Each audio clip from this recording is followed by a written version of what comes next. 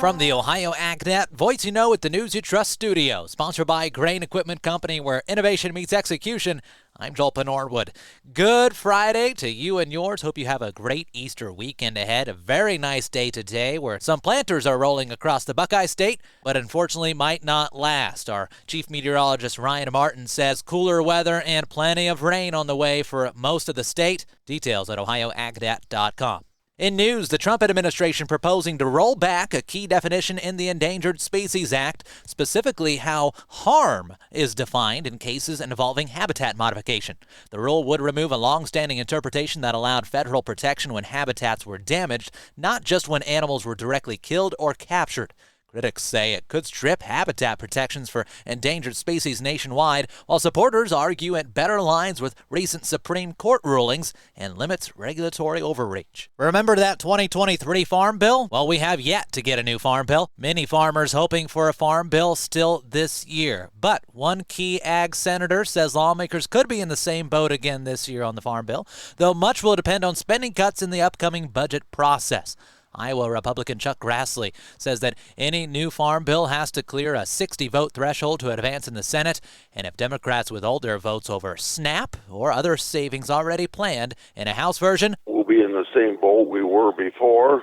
Instead of having a 5-year farm bill or 6-year or 7, we'd have an 8-year farm bill, which isn't right for farmers. The question is whether Republicans pair SNAP further with new work or training requirements to meet billions in ag savings called for in the so-called budget reconciliation. Now, House Ag Chair G.T. Thompson says he's committed to Farm Bill SNAP savings no matter what happens in reconciliation. A reminder that SNAP, often referred to as food stamps, make up a large portion of the Farm Bill. We're talking about 80%. Grassley expects the Farm Bill to move a few weeks or months after lawmakers complete the budget process, which House Speaker Johnson hopes to do by Memorial Day. USDA's Cattle on Feed report came out yesterday.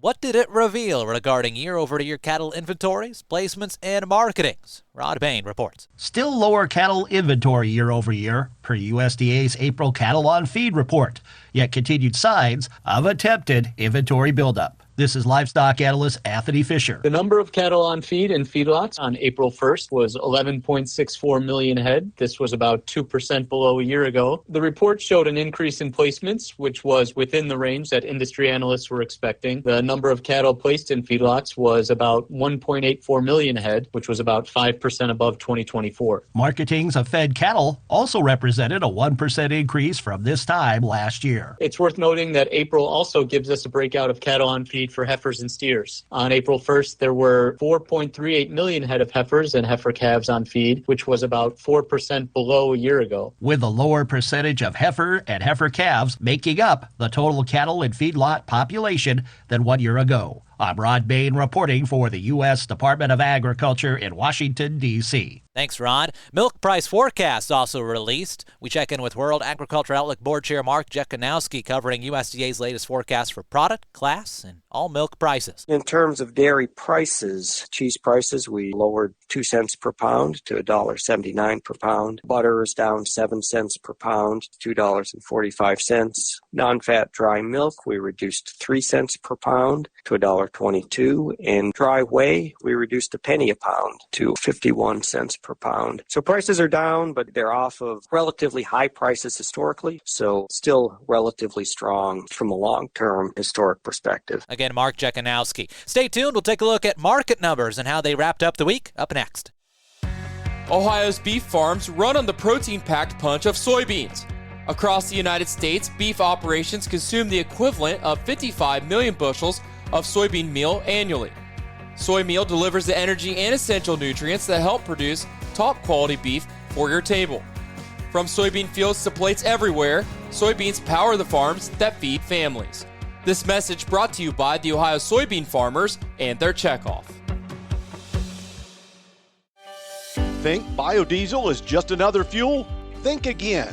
Biodiesel is Ohio innovation on the move. Clean, green, and built to keep diesel engines running strong. It's an engine booster, a soybean supporter, and an environmental champion all in one. Every gallon reduces emissions, strengthens Ohio farms, and powers your ride. Drive with purpose. Choose biodiesel. Learn how at soyohio.org.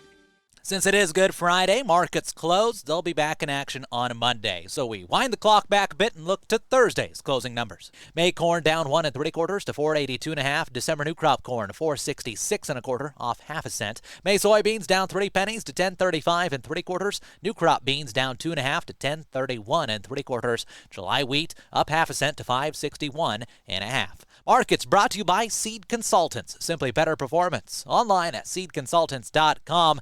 Livestock ended the week on a high note. April cattle up 275 to 209.83 per hundredweight. May lean hogs 25 cents higher to 90.40. And Class 3 milk for May up 39 cents to 18.30. More farm news, markets, and much more online at ohioagnet.com. Farmers out in the field, stay safe out there. Have a great Easter weekend, and thanks for tuning in to the Ohio AgNet.